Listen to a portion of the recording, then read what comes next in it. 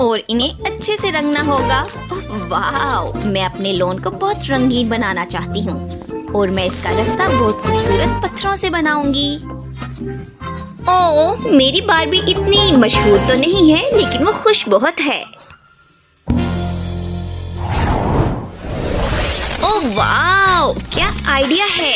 एक कार्डबोर्ड लेंगे और इससे एक दरवाजा काटेंगे। कमरे को बांटने के लिए ये इसके दरमियान में लगाना बहुत जरूरी है।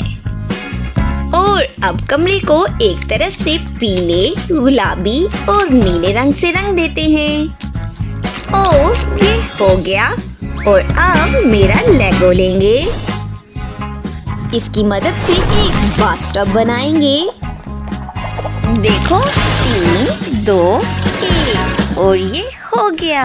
देखो, ये कितना खूबसूरत लग रहा है। चलो इसे यहाँ रखती हूँ।